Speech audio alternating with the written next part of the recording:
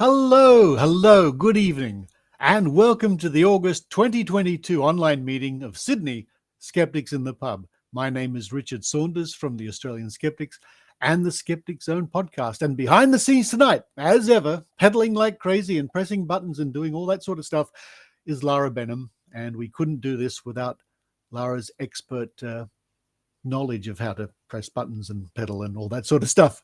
Before we begin tonight, however, I'd like to acknowledge and pay my respects to the Gadigal people, the traditional custodians of the land from which we are broadcasting tonight. I pay my respects to their elders, past, present, and emerging. Now, you can click the icon on the Twitch screen. Make sure you do that to alert you to future Australian Skeptics Twitch events. Keep up to date.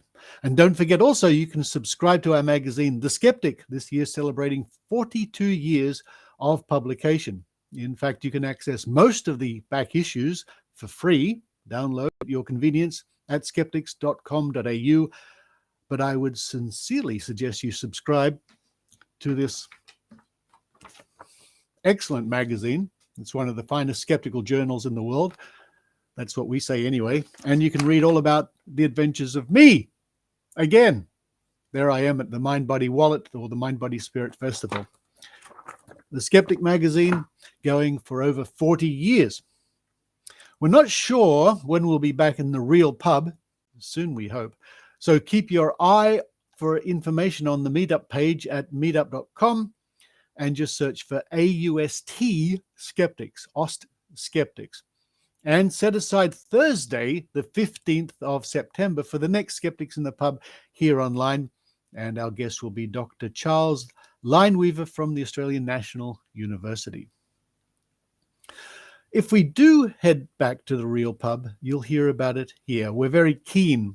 You can imagine we're keen to get back to the real pub, to start bending spoons and drinking beer and having a great time. The dates for the Australian Skeptics National Convention this year have changed. They've slipped back a week, and they've been moved to the last weekend of November and the first weekend of December.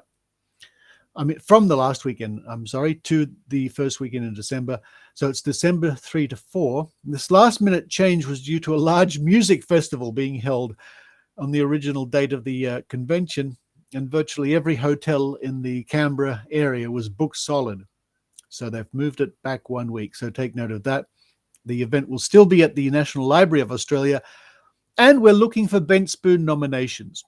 We're looking for an individual, a company, a corporation, maybe a media network outlet, newspaper, TV show, who you feel is worthy of the Bent Spoon. Go to skeptics.com.au for more information about that.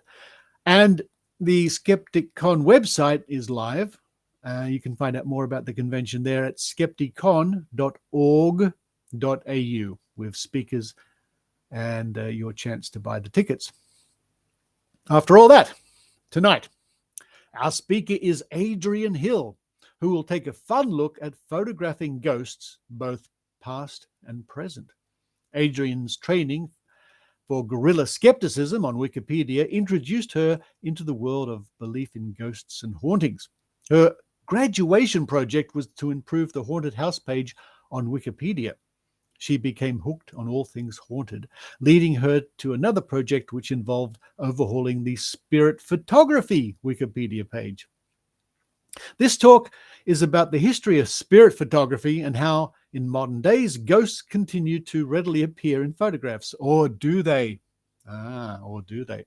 Adrienne is a retired school teacher, a math teacher, whose children introduced her to skepticism. She is a board member for About Time project, run by Susan Gerbic, our friend Susan Gerbic, a Guerilla Skepticism on Wikipedia editor, and a reporter and newsletter reader right on the Skeptic Zone podcast.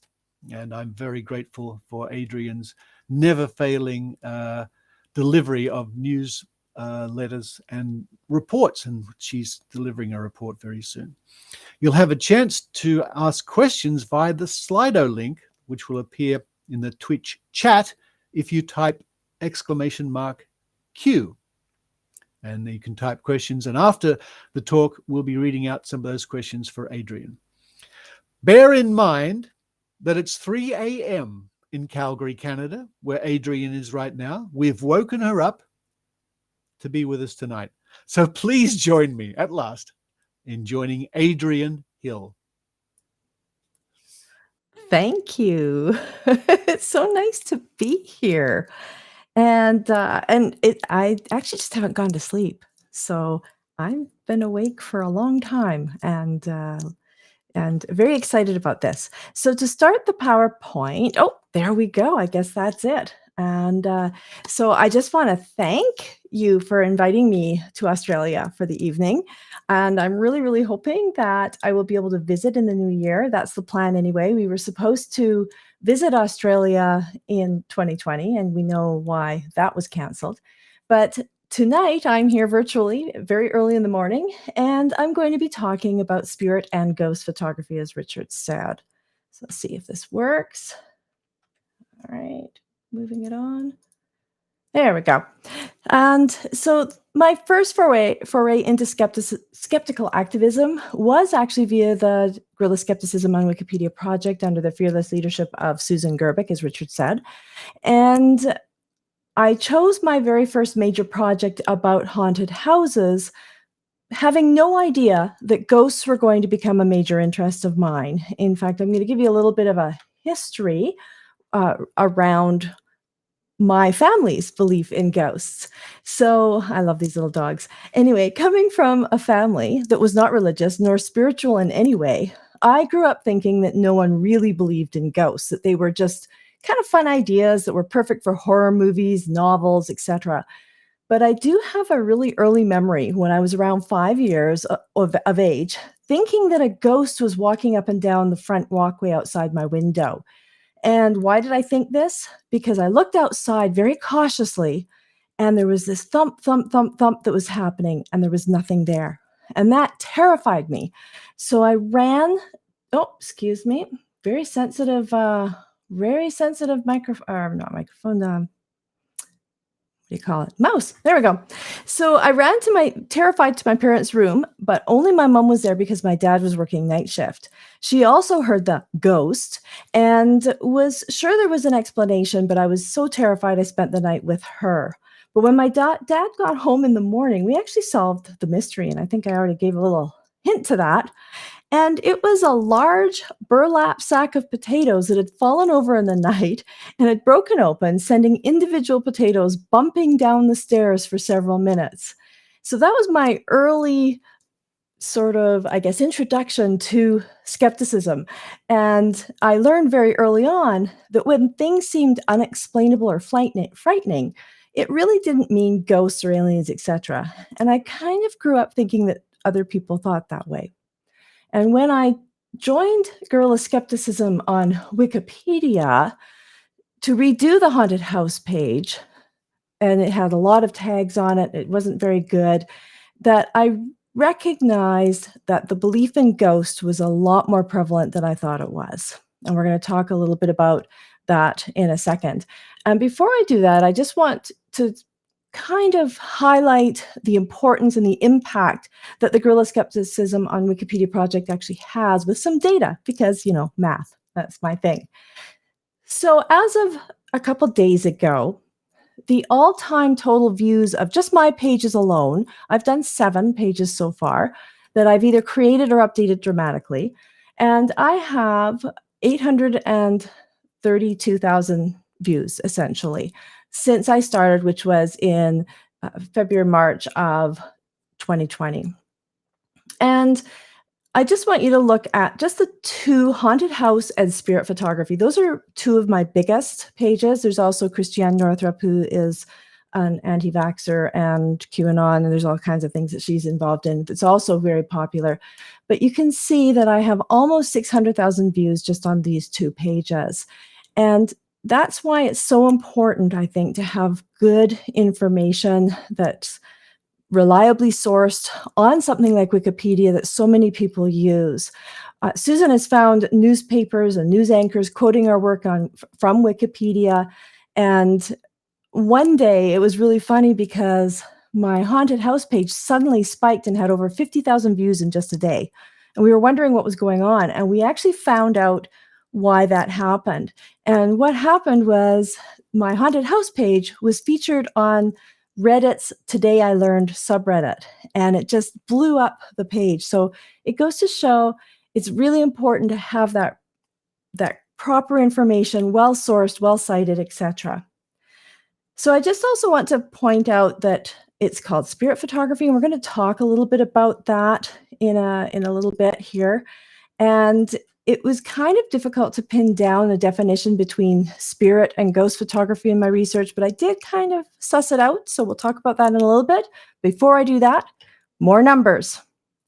So as I said before, it really surprised me to learn that so many people really believed that houses, hospitals, old buildings, and of course graveyards could be haunted. And so we're going to look at some numbers here. And according to the Ipsos.com poll that was done in June of 2021, and it was conducted for Blue Ant Media, 46% of Canadians believe in ghosts or the supernatural beings. And I'm not sure what they meant. They didn't define that, what supernatural beings were. And I've seen other polls that just talked about ghosts, and it's always in the 40% range to 46%. It's never over 50%. But I was surprised that many people actually did believe in the supernatural and ghosts. And 34%, only 34%, were firm skeptics, and the rest were unsure. What was also notable was that younger people were more likely to believe in ghosts. And I was even more horrified with the next numbers that were part of this poll, because the highest numbers were in my province, which is Alberta, and there was 57% who believed, with the lowest percentage in British Columbia, which is our neighboring province, of 39%. The rest of the provinces were all kind of in between there. How does Australia compare? Well, it's about the same. And if you listen to the newsletter, I think this was in the newsletter a little while ago. So this is according to the McCrindle research for the Center for Public Christianity poll in April of 2021, which stated that 48% of Australians believe in ghosts. As in Canada, the highest percentage of believers were young, and the poll found that men were much less likely to believe and were twice as likely to check the box that said they do not believe versus women. Disappointing to me. And this was the start, finding this all out, that it is a common belief, was really the start of the very large rabbit hole that sent me into reading about haunted houses and ghost photography. There were books by Joe Nickell, Owen Davies, Ben Radford, and articles from Skeptical Inquirer written by Joe Nickell and Kenny Biddle. And Kenny Biddle I'm going to bring up quite a bit in the talk. So I became especially interested in ghost photography. And so we're going to be diving into the world of ghost and spirit. And do you see? I'm going to I got to turn on my little laser pointer. Here, the really kind of blobby ghost that's behind me, and versus the really old picture with a much more clear ghost. Of course, it's transparent, but I think it's a lot more visible. Keep these two photos in mind as I talk about the old ghost photographies that has happened versus the new, because this is going to become a pattern that you're going to see. So which is it? Is spirit photography or ghost photography, or is it both? Can they be interchanged? Well, according to Joe Nickell in his book, The Science of Ghosts Searching for Spirits of the Dead, spirit photography started during the spiritualist movement that reached its peak during, between the 1840s and through to the 1920s. And it was done mostly in studios and seance rooms. However, the spirit photos were generally taken by frauds and charlatans who were deliberately deceiving their clients. And we're going to go into that and how they did that in more detail. Whereas ghost photography is done in haunted places like houses, graveyards, military battlegrounds, and so on. It can be deliberately faked, just like spirit photographs can be, or it can be inadvertently taken by someone who just doesn't understand things like double or long exposures or other artifacts that are a common part of photography.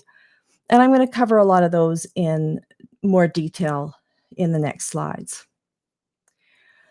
So let's take a look at early photography, the spirit photography. The first publicly available photography was called daguerreotype, which was produced or introduced in 1839. And here's a photo of what the camera looked like. And here is an early daguerreotype photograph of Abraham Lincoln. He's going to be featured quite a bit throughout this presentation, which is, I think, quite interesting.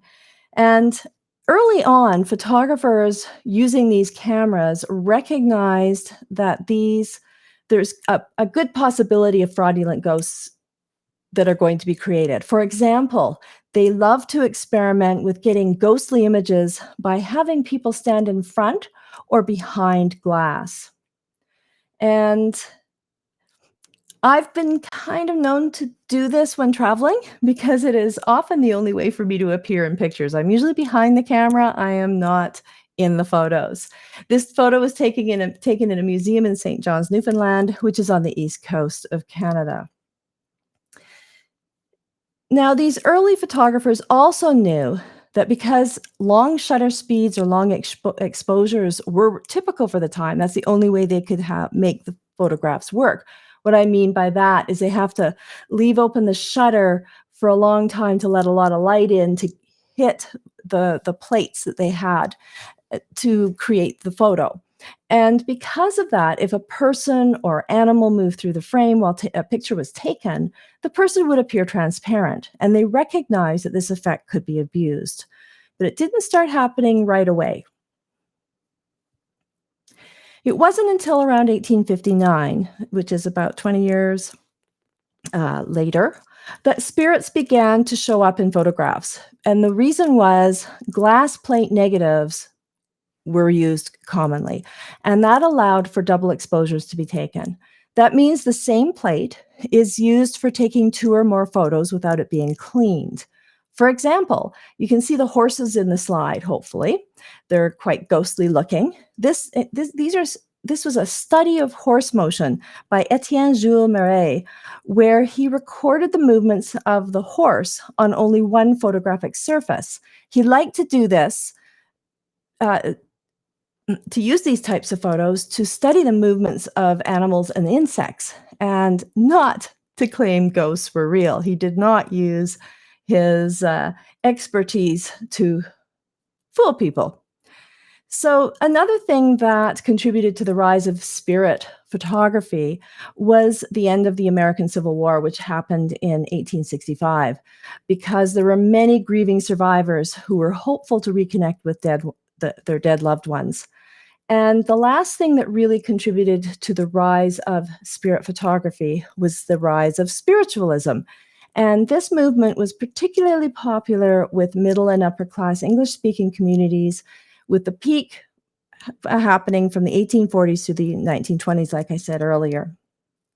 So all of these things contributed to priming people to believe that there could be spirits in photographs. Now, this fellow here is William Mumler, and he was considered to be the first person to actually proclaim that ghosts could be seen in photographs. And he was an American jewelry engraver who became a successful, and this is his self-name, he was a spirit photographic medium, and he practiced, or he sold his photos in New York and Boston. And in this photo that you see here, I hope you can see the outline. It's quite right here behind him is sort of a white outline. So get that up there. There we go. And apparently, what he claimed was it was the ghost of his cousin who had died 12 years earlier. However, it was determined that his spirits were actually the result of capturing double exposures, like I talked about before, on photographic plates that were not properly cleaned. We think it was accidental at first, but then he thought, hey, I could make some money off this. And in 1869, he was actually charged with fraud, but later acquitted despite one of his spirits being found alive, and despite P.T. Barnum from the circus fame testifying against him. And you're going to see him again a little later. Here is his most famous photograph. You may have seen this before, and it is of Mary Todd Lincoln with the ghost of her husband, Abraham Lincoln, standing behind her. And here is the photo that P.T. Barnum used when he was testifying against Mumler. He created his own photograph with Lincoln behind him. It's hard to see. I couldn't find a really good quality photo of this so you could see it clearly, but hopefully you can see there's a very faint outline behind him, and that is supposedly Lincoln. But despite that, they still acquitted him. Now we're going to move on to a later spirit photographer, and this time in France. And his name is Edouard Bouguer. And he was a French photographer who would actually wrap dolls in gauze and attach photos of faces to them, and then take the photo and say that there were real spirits in the photos. And of course, he also was arrested for fraud in 1875 in Paris, but he didn't get off, and he did make a full confession. Now, this fellow, William Hope, he was one of the most famous spirit photographers from the early 20th century. So he was a little later again. We're progressing in time.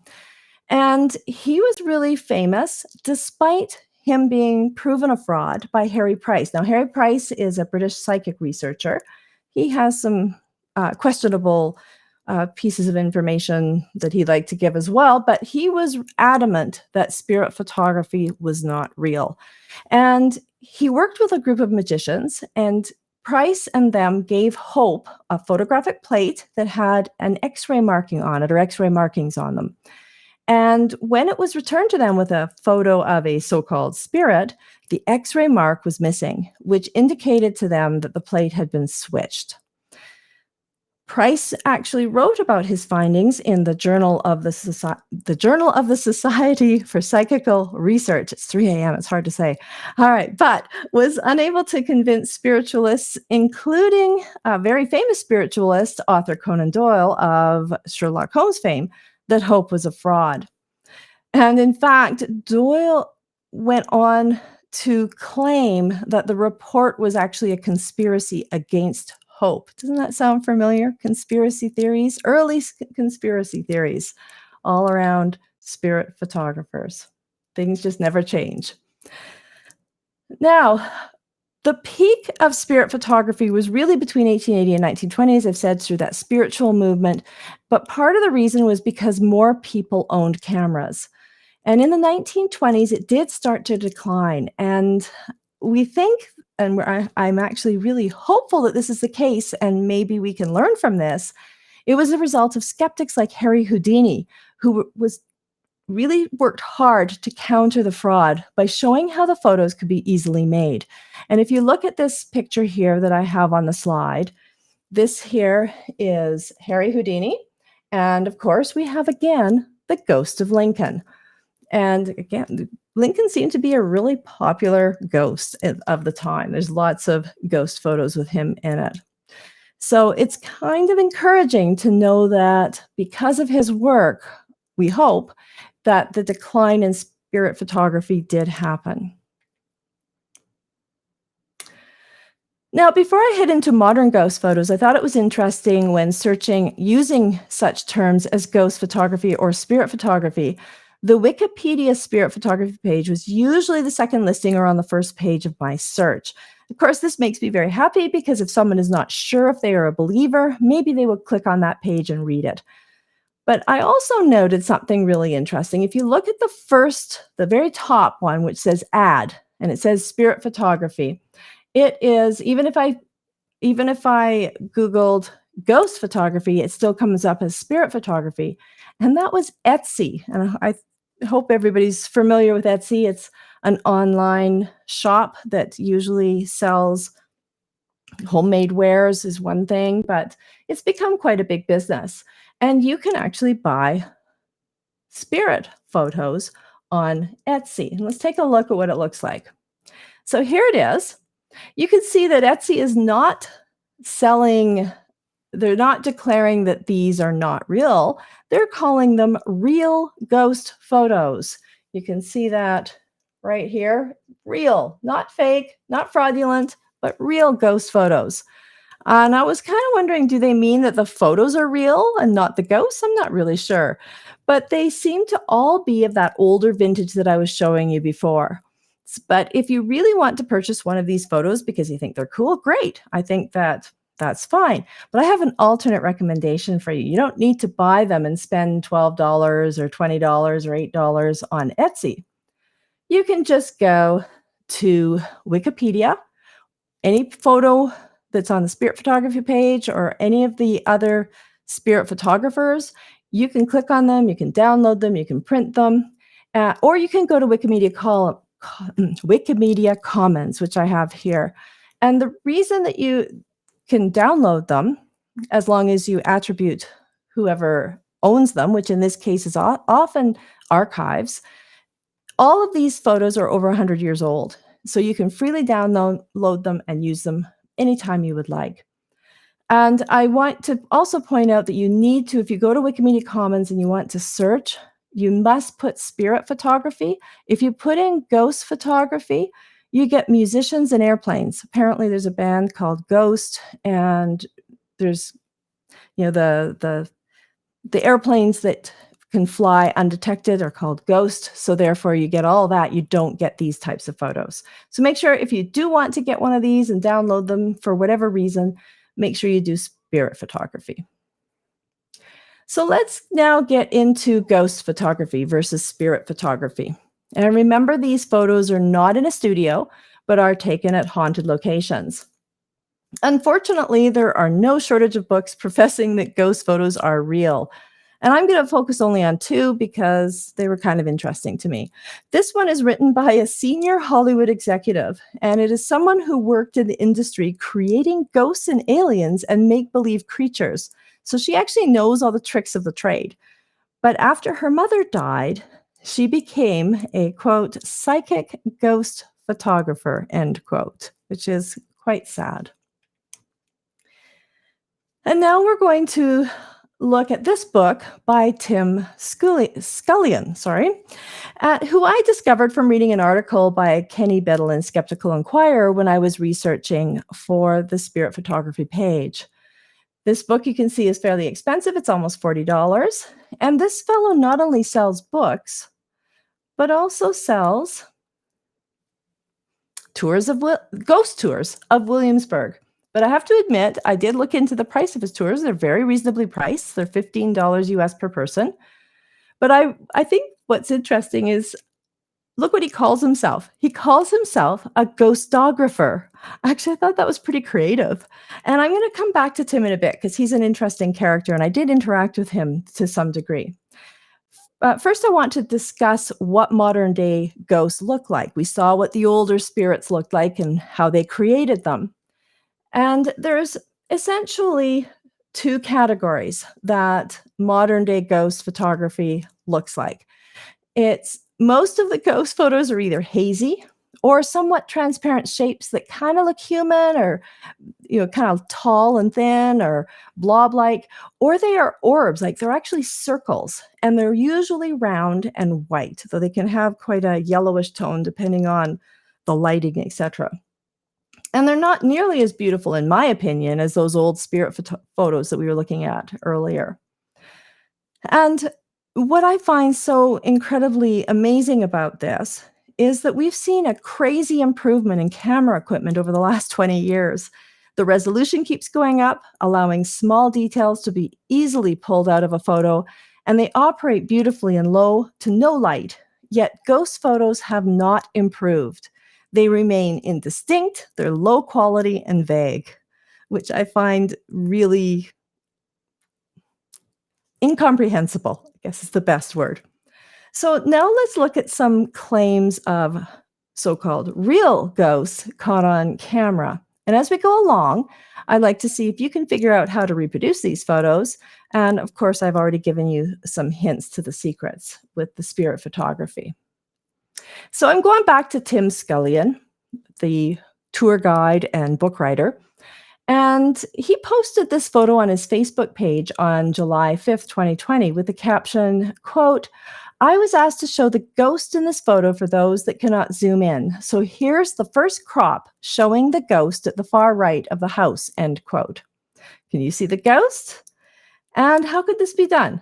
Could it be a real ghost? Finally, we find a real ghost. And I'm going to zoom in for you if you can't see it. It's just down in that bottom corner. There it is, zoomed in. Nice and blurry and blobby-like, as usual. So my first thought when I saw this was it was a long exposure. In other words, the camera shutter is left open for a few seconds or longer, capturing information the whole time, leaving moving objects transparent or even gone. And this is actually a photography technique that I have used to eliminate people in the photo. It's very well known in the photography industry. This is nothing surprising. And as long as people or vehicles keep moving, and depending on how long the shutter is open, letting light in, people disappear, and the streets can appear empty without having to remove them later on in Photoshop. It's kind of a neat thing to be able to do. So I decided to ask Tim on Facebook if this was a long exposure, and this is what he said. He said no, and he even gave me the settings. I decided I would be charitable and believe him because I knew that there's other possibilities that this could be. So I asked him if another common technique was used, and it's called photo stacking, which is something done in Photoshop, usually in landscape photography, when people want to have a kind of a blurred water effect. And they choose not to use a long exposure. And there's multiple reasons for that happening. And they usually will do, say, 30, 40 or more images taken at regular intervals, and then they blend them together later in Photoshop or use other kinds of photo apps. And interestingly, when I asked him that, he did not answer. He deleted my question. I'm just sad that I didn't take a screenshot when I actually asked the question. So maybe I figured it out. I'm not sure because he never responded. And so I decided that I would give this a go. It's not something that I normally do with my photography, but I thought, let's see how long it takes me to do this. And of course, I didn't spend a lot of time on it. I went on to Google, and within 10 minutes, I had a blended photo. It took me about 30 seconds in Photoshop and about 10 minutes of watching a video to figure out how to do this. And of course, because I'm never done it before, it's not the best, but I thought it was pretty good. I made those 4 black winged stilts into ghost birds. So I thought that was kind of fun. I used 4 photos, but I think 2 would have worked quite nicely. And I spent no time adding blur or other special effects that could have been added to make these even more ghostly. It's not hard to create ghosts in this day and age. So I can't believe that people like Tim are actually selling their photos, selling their books, and selling their tours. But people believe it, unfortunately. Now I'm going to go back to Tim's website. He has on his page his real ghost photos. And I want you to notice that all 3 of these are terrible lighting conditions. So you're going to get all kinds of weird things happening, artifacts, etc. If you look at this middle one, obviously there's a very bright light and it's causing things, it's high contrast. So you're going to get weird artifacts. I'm not even sure which is the ghost. Could it be here? Could it be here? I don't know. And so it's not that much of a mystery. It's just really bright light with really dark areas, and it's gotten overexposed. Now, this one on the right here, we've got a bunch of people, looks like 4 people who look like they're walking down the street. And there's this light coming from the side, and I'm guessing that it's probably from a vehicle, very bright car lights, which again is causing that overexposed effect. So they look very ghostly. Dark night, so longer exposure, blurry, probably because it's handheld. There's lots of reasons for that happening. Now let's take a look at this one on the left. This one's quite, I think, a little bit more interesting, and I think looks much more ghostly. So I kind of like this one the best of the 3 of them. And I'm guessing that what happened, of course, I don't know for sure, but based on what I know about photography, my guess, again, is the lighting is bad. The people in the white, these 3 people here, are quite close. The camera focused back here, and they're moving, so they blurred. So this focus issue was quite common with older cameras. Newer cameras and phones, even phones, the focus is pretty spectacular and does this a lot less. Older phones, older cameras very often would focus on the background instead of the people. Very common. And if you notice, all these photos were taken in 2016. So I don't think there's any mystery for any of these photos as to how they actually happened. So what I'd like to do now is I just want to show you one of my ghostly photos. This is why I thought people actually sell this and people believe it was hard for me to understand, because even before I studied ghosts, etc., this happened all the time in my photos, but I liked it. I actually went for this look. Here's a night photo that I took in Dublin outside of a pub, and it is a long exposure. You can see there are several ghosts present, and they're, over here and over here. And then we've got our people who didn't move much while I was taking the photo, and they're nice and solid. And none of them are white. And you know how they were kind of white in Tim's photo because they had light shining on them, or they were wearing light clothing. These people are all wearing dark clothing. And so I decided to have a little bit of fun and whiteify one of the ghosts. And of course, this is absolutely ludicrous, but it was fun to do, just to play around. And you can see I made it really obvious just so that you could see it. And it took less than a minute to do this. And I even tried to add a little bit of pareidolia. By pareidolia, I mean our brains wanting to make a face out of something or make it into something recognizable. And in this case, I did a face. And I'm going to show you that. I'm going to zoom in for you. And I hope you can see, there's an eye, and a mouth. So I have a ghost within a ghost. I thought I was having, I just thought I'd have a little bit of fun. But you can obviously tell, I hope, that this is not real. Not hard to do. You could soften the edges. You can do so many other things. In fact, when I Googled how to create a ghost, there are amazing videos that show you how to make beautiful ghost photos. And if you actually go to stock photography shops, they have the most amazing and beautiful ghost photos, but they don't say they're real, right? They're art, and they really are beautiful. I have not done that here. I have not made art. I have made fun. So, moving on to illustrate again how people are trying to prove ghosts exist with really bad photos. This photo was taken from an article in Skeptical Inquirer written by Kenny Biddle, and it was June 18th, 2020. And I used this article to add information to Jeanette Wilson's page. I don't know if you guys know Jeanette Wilson. She's from New Zealand, and she is a New Zealand psychic. And she claims that within this photo is a nasty spirit. I don't even know if you can see it. It's so hard to see. Let me show you. It's there. I put a circle around it. Apparently, like, those are the legs. And she says, according to Jeanette, there's also a dog there. I know maybe you guys have better eyes than me, but I don't see a dog. Anyway, there's apparently a dog and a man there. And apparently this photo, this very bad photo, represents a spirit that had to be removed from the house. And how did she remove it? Remotely, of course, and of course for a fee. The next photo, this is still Jeanette Wilson. This is another photo that she claims has spirits. And now we're getting into orbs. This is the other form that happens with ghost photography that you never saw with spirit photography.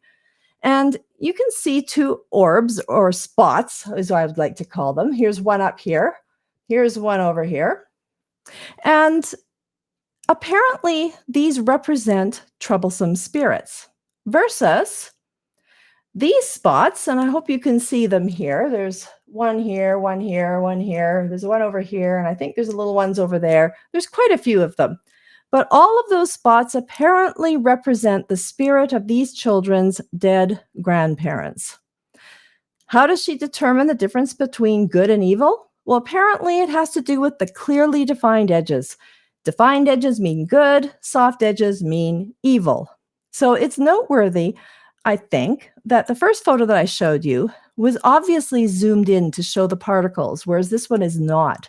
And that could even make up the difference between sharp and blurred edges. These are older photographs, so the resolution wouldn't be great. And that could be all that accounts for the sharp versus blurred edges. But based on this, little did I know that a spirit was following me while I was hiking in Banff National Park last year. So can you see it? There is a spirit here. I think it's a good spirit because if you zoom in and look really, really hard, you can see that it has quite defined edges. I'll zoom in for you. There it is. See, doesn't that look like a ghost? There we go. So at least it appears to be nice because of the nice crisp edges. But I find it so funny that we have to look so hard for these anomalies. It's like, we think there's going to be a ghost, so let's look for them instead of, sort of the other way around. And one thing that Biddle and I do agree on is that these orbs are most likely caused by dust particles, and the dust particles catch the light, and the dust particles are usually very close to the lens, and it's very easy to replicate this. So while I was taking this photo, the sun was off to the side, and that particle was probably really close to the lens, and it reflects off, and I get a spot on my photo. And that's probably what happened in those other photos. There was dust or something happening in those photos, and it was reflecting off the light, and it was very close to the lens. Now, if it's not dust, it could also be snow, rain, it could be dander, cloth fibers, even bugs. I've seen lots of photos with bugs. People think that they're angels, etc., and really it was just a bug. And the list really does go on. And I'm sure that a lot of you have seen a lot of photos over the years with these very artifacts and didn't think that they would be called ghosts. But in many people's world, they represent ghosts. And some are obvious, of course, and others are much more subtle. So if these kinds of investigations, I've just sort of touched on the edges of some of these, and you would like to go into more detail than what I've gone into here, check out Kenny Biddle's many articles. He even goes into the angles of the dust and how it works in the lens. And so if you're interested in that kind of thing, check out his articles. They're really fun. And he looks into paranormal claims, both in photos and video. A lot of security videos where there's supposedly been ghosts, and he's able to suss out what really happened by contacting people. It's fascinating. So many of the claims are from modern photos and videos, and they're really fun to read. And this one here is his most recent article, August 5th, 2022. Check it out. So, ghost camera apps. We're going to talk a little bit about those now. It's kind of a fun thing to do. It's the last thing I want to talk about. And they aren't as popular today as they once were. They were really at their height of popularity in 2014. And there were over 250 ghost apps available for Android that could add ghosts. I don't know how much. I couldn't find any info for iPhone. But for Android, there were that many. And they were really cool. You could add ghosts, monsters, aliens to any photo. And the transparency could be adjusted, the ghost could be rotated, it could be resized, and even parts erased.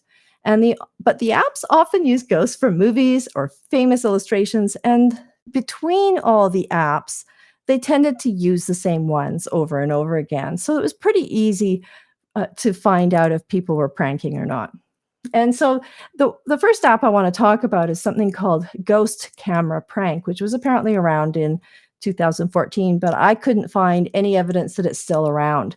And it was used by a ghost tour group to fool guests into believing that ghosts were present on their tour.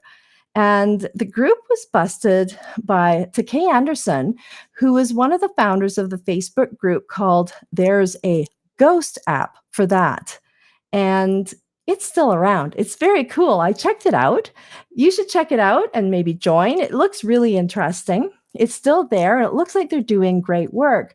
And what people do is they submit their photos saying, explain this.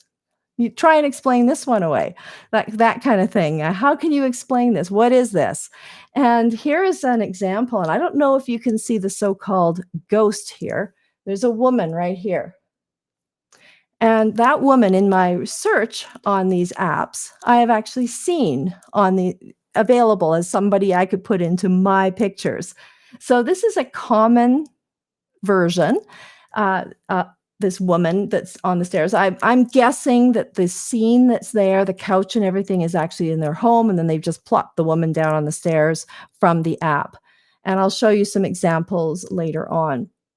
But I love the comment by that Michael Warden, and he says it is baffling that people still try to pass off these app images as real ghosts. They recognize them because they just keep cycling the same ones over and over again. It's quite fascinating. Check out that Facebook page. It's really good. So some more apps. I'm just going to talk about some of these quite quickly. The next one I'm going to talk about is called the Ghost Detector Radar Camera. And I did not use this. I was it looked very strange. And what it is, it's a current app that's available now. And it's used to detect ghosts in haunted areas. And what's really interesting is you can even ask the ghost questions. Not sure how it works. Might try it out one day. But I don't know. Some of these are uh-oh. I just got connection issue warning. How are we doing? Are we okay?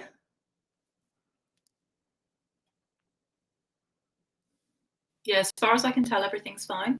Okay, perfect. I'll keep going then. Thank you. When I got the yellow banner down, I'm like, oh, okay. So where was I? All right. Oh, yeah. So I'm going to go on to the next one, which is actually my favorite one that I've used, which is Add Ghost to Photo. Kind of a weird name, but it is really good because it's really simple to use. And I'm going to show you some of the results at the end. And it was really fun to use. I actually had a good time using it. And of course, there's Snapchat, this lovely portrait of myself that was taken on Snapchat. So check that out if you want to have some fun and make yourself into a ghost. And the last one, called Ghost Cam, that was the most popular app at the time in 2014. And it still exists today. Now, in 2014, it was called Ghost Cam Spirit Photography. Now it's just been shortened to Ghost Cam. Now, this app was apparently used in and was exposed as a hoax. It was used in a hoax. And from Wikipedia, what it says in Wikipedia is that the Ghosts of New England Research Society began publishing hoaxed ghost photos as authentic, hoping to promote an episode of the Discovery Channel's American Haunting that the group was going to be appearing in. And the photo that they used, one of the photos, showed a ghostly figure in a restaurant. And the aforementioned Kenny Biddle again spotted the forgery on Facebook and noticed that the ghost looked like a well-documented photo called the Madonna of Bachelor's Grove, which you see here on the slide. And it was taken by the Ghost Research Society in 1991. And it's unclear if the Ghosts of New England Research Society posted the photos knowing they were hoaxes, or if they were actually fooled by the restaurant owner who sent them the photo. But it was determined that the app was using the Madonna of Bachelor's Grove without permission, and hence it was removed after this incident. And as I have noted, all these apps tend to use many of the same ghosts between them. And I'm going to show you a few from Add Ghost to Camera, which I found pretty fun.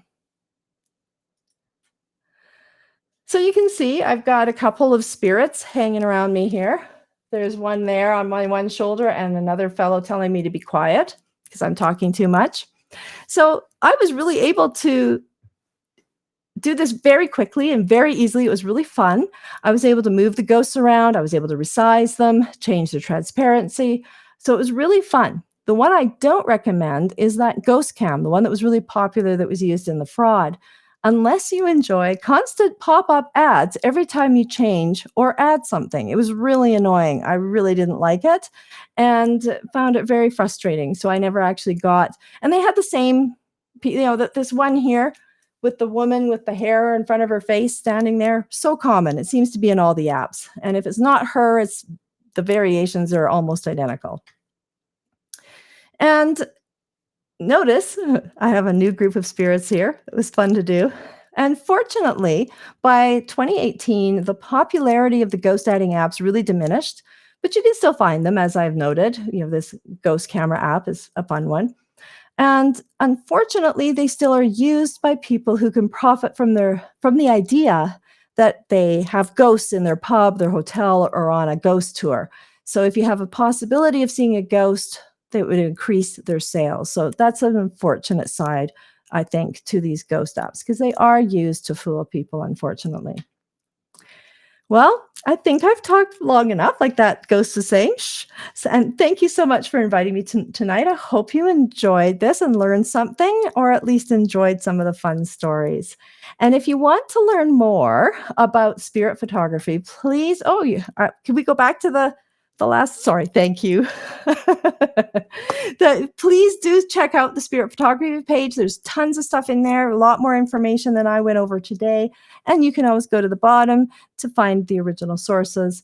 And if you ever have any questions after tonight, so if I don't get to answer them or you forget about the question and you remember it tomorrow, then please feel free to reach out to me. You can friend me on Facebook, or you can contact me at alhill@simplemath.ca. And of course, if you want to join the wonderful GSoW team, there's the information. Pretty easy to find, or just find Susan Gerbic on Facebook and let her know. And of course, last but not least, don't forget to listen to the Skeptic Zone podcast. Thanks so much. I'm done now. Oh, is that Richard being a Well, ghost? thank you very much, Adrienne. That was a fascinating talk, and I don't believe in ghosts at all. Oh, that was wonderful. It's a ghost I bought at a psychic fair when I went there with Maynard some years ago. I'll leave the little ghost in the background. What a fascinating talk. I love ghosts. I love the old-fashioned skepticism. You know, UFOs, ghosts, monsters, that's the spoon bending. That's the sort of stuff that I really got me into it when I was younger. Well, lots of questions have been coming in all sorts of hopefully I can answer sorts of ways. hopefully so. A few comments from me. I'm glad that you spent some time talking about orbs. Now, I just normally call them dust orbs. And right. I've never seen one in the daylight. And you've brought home a very important point to me, is that you don't need a flash to create a dust orb. It can be another source of light. Yeah. And I'm glad that if I knew that before it slipped my mind, I'm glad that's now been impressed upon me, because I've been on TV shows in the past with a so-called psychic who's said, of course, the dust, these orbs, which we know exactly how they work, are the spirits of him, and on it goes. So now I've got an extra thing to say. Well, it could be a flash or another source of light. That's very important. Yeah. Even the sun, right, in my mountain picture? Even the sun in the mountain. That's very interesting. Yeah. So that was possibly dust or just some bit of dirt or something in the air. It could have been a bug too, right? I mean, a little tiny bug. Yes. Close to the lens flying in front, just when I took the picture. Yes. It's not in any of my other photos. They're all good. It's just that one has my orb. The most famous UFOs photographs in the last 20 years in Australia turned out to be a beetle flying, or a fly flying through the screen. If people out there Google beverage Victoria UFO, you'll see it. And we discovered it was just a little beetle. But anyway, so questions of coming in. Somebody says there should be a film called Abraham Lincoln Ghost Hunter. Yes. And those are not all the photos that I found with Abraham Lincoln as a ghost in it. It was crazy. It was kind of fun, actually. And the comment is that it's so obvious to us when we see those photographs of Abraham Lincoln and the earlier ones you're showing. Yeah. What can we say? Laughable to us. Mm-hmm. How bad and obvious they are. But to the people at the time, we forget, of course, who are seeing this for the first time. Yeah. Maybe it was sufficient to convince them. It must have been, right? I think so. They didn't understand the technology. It was new. Most people didn't understand the technology. So they took it on faith that this is what was really happening. And I think, especially being after the Civil War, they wanted to believe that their relatives were there. And if I remember correctly, I'm going to, this memory can be pretty bad, but it was one of the photographers, and I don't remember which one it was, used to sneak into people's houses to find, they would have an appointment, to have a ghost photography or a spirit photography session. And they would sneak into their houses at night and find photos of their relatives that were dead, take them back to the studio, take photos, go back, put it back in, and then their relative would appear behind them. And he got caught. I mean, they all seem to all get caught. I didn't read about any that got away with that, right? Yeah. They all seem to get caught. I think he got caught into a house. And in those days, the cameras operated differently, of course. We're talking about the old ones. When they're talking about the orbs again, it's to do with the focus, largely to do with the focus. If you're focused off into the distance and something is very close. And I mean, we've seen old movies where they have lines of powder which they would ignite to make a flash. Yes. And then but this is completely different. Yeah. And if there was a bit of dust, if it was a spirit, floating by, and the flash didn't go off, this line of stuff, it wouldn't work. So if the spirit was willing, the flash might have been weak. Oh, good night. Oh. Okay, I'm a little slow at 3 a.m. Well, I guess it's almost 4 now. That's all right. It's not a good joke. Now, questions coming in. Hello, everyone's left. Questions coming in. Why do you think, this is by a questioner, YGS. Why do you think the percentage of people who believe in ghosts is still so high? That's a super question, and I wish I knew the answer to it, because maybe we could actually address it. I do know, I guess the reason that I didn't know that people around me believed in it is because I'd never asked. I mean, you just don't, it doesn't come up in conversations very often. And it was interesting because my sister-in-law, when I was all excited about what I was learning about the haunted house, and she turned to me when I was starting to talk and she said, "Watch it, Adrienne, I believe in ghosts." And that was sort of the first part of me realizing that a lot of people around me probably do believe. Yeah. I have a large circle of friends, and of course, my sister-in-law, and she was raised Catholic. And I wonder if there's a correlation between religion and believing in ghosts. I don't know. That's a really good question. I would probably, without knowing the real answer, I'd probably suggest not. I think it's been part of human society since there's humans. And if you think about spiritualism too, that's really separate from religion, right? It was a movement unto itself. So I think that, it and would be hard. It would be hard to find a group in society apart from us skeptics who didn't have some sort. Every religion might have some sort of belief in ghosts, even if they think that they're dead, ascend to a certain place in a realm. A lot of them would still believe, oh, the ghost of so and so is here, or I believe that I was visited by the ghost of my aunt. Aren't they in? It's probably really a folklore thing, isn't it? It's But again, it's a good explanation when you don't know what went bump in the night, and if you're recently bereaved, it's certainly easy why you would think that, oh, that could be the ghost of my dog or my cat or my aunt or my uncle. Yeah, and she did make that statement to me right after her mother had died, and she was very close to her mother. So it makes a lot of sense, right? It does make sense in that respect. Somebody's just commented that spiritualism was a branch of Christianity, so that might be further worth further investigation. Another question from YGS: many historic sites, jails, etc., that offer ghost tours, probably for needed maintenance money, yet they are promulgating false beliefs in ghosts. What is your view of old? I mean, it happens here. I mean, there are ghost tours down in the old parts of Sydney. What do you think about that? I think they do. It is. I think it's curious that ghosts only appear in abandoned places, and that they don't tend to appear, or old places, not the newer places. People die in newer places too. You know what I'm saying? Yeah, that's a good point. I find it really curious. And I also find it really curious that in these old places, the ghosts tend to be from a specific era, right? They don't whereas people have been dying there, especially in homes. It was very common for people to die in homes for a very long time. And that's where most ghosts are seen, and it makes sense because that's where most deaths used to be.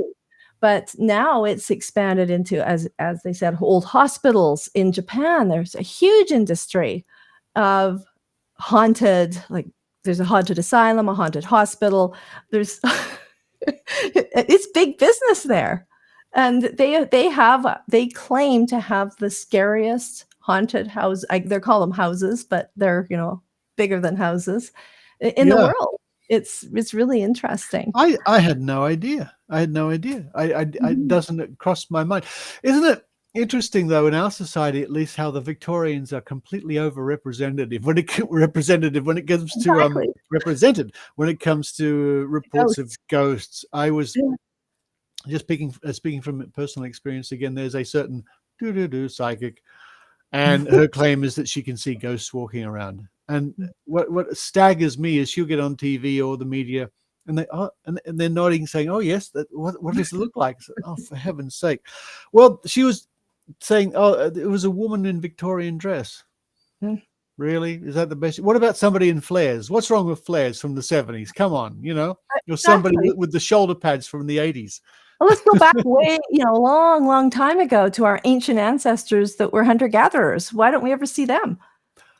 That's a very good point. You could be in the wastelands or the steppes of Russia, or how about this? Why in Germany and France and parts of Europe? Why don't they see Neanderthals? Yes, exactly. What? No, they see people dressed as Victorians. Yeah, most common. Absolutely most common. All right.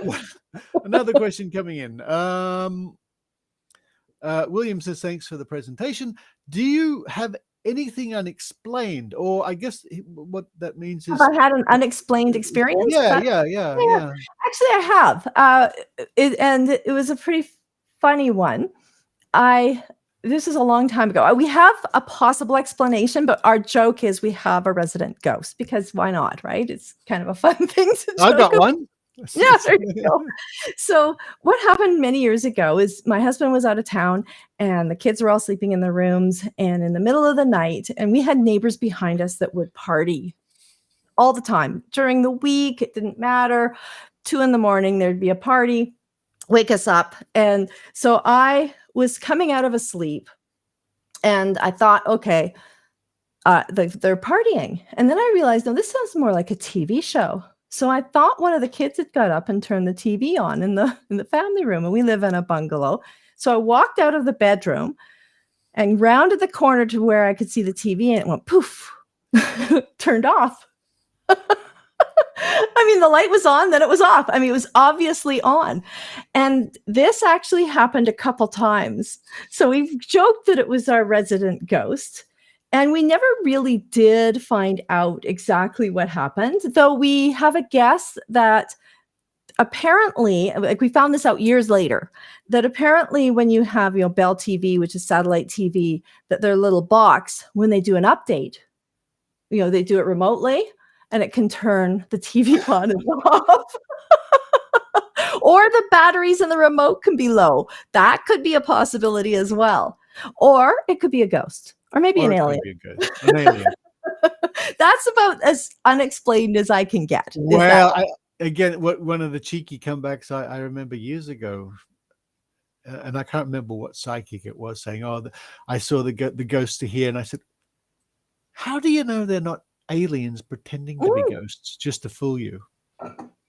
And that didn't go down well. One last question.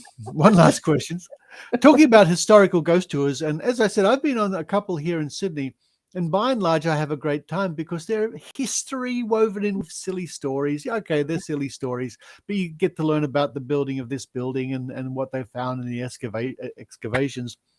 So, and it's theatre and it's touristy, so that's okay. But along these lines, are there ghost tours I might enjoy in Calgary? Of course. Yes. We have quite a few haunted buildings around here. We could go out to Banff where that photo was taken. Yeah. And apparently the Banff Springs Hotel is haunted. So there's lots of places. They do have a ghost tour here. And if you come, we'll go. I've been to Banff. Yeah. Many years ago. And Jasper. Yes. This is turning into an ad for the Canadian Tourist Board, isn't it? Folks, what a wonderful treat it has been, especially for me personally. Oh, hello. Hello. Last question. I know someone who had 4 pictures fall off the wall in 2 separate houses on the day of the funeral simultaneously. Okay, well, that's what we call an interesting anecdote or a story. That is awesome. That is really interesting. Yeah. I wonder if a big truck rolled by at the same time in those houses or something, right? You never know. Folks, it's what a treat it's been for me. When I first met Adrienne, I think I first met you because you were in Susan's weekly quiz. That's right. And somehow, and I can't put all the dots together, somehow you ended up being one of my best reporters on the Skeptic Zone. And I'm very grateful. And people who listen to the Skeptic Zone know how wonderful Adrienne presents the news with humor and with warmth. And we always look forward to her reports. And look at that setup, folks. What a microphone. I mean, honestly, it's... I started off with this. That's what we recorded with originally. Yeah. And now I'm fancy. Again, anybody who listens to the Skeptic Zone knows how good Adrienne's voice is. Oh, hello. This things falling off the wall has been verified twice by independent witnesses as well. Whoever you are, if you want to apply for the Australian Skeptics $100,000 prize, we might be able to take that somewhere. But for now, and don't forget, And everybody, it's impossible. It's just a coincidence too, right? I mean, or it didn't happen. or it I didn't mean, happen. Hyman's maxim: before Right. you investigate something, make sure there is something to investigate. Exactly.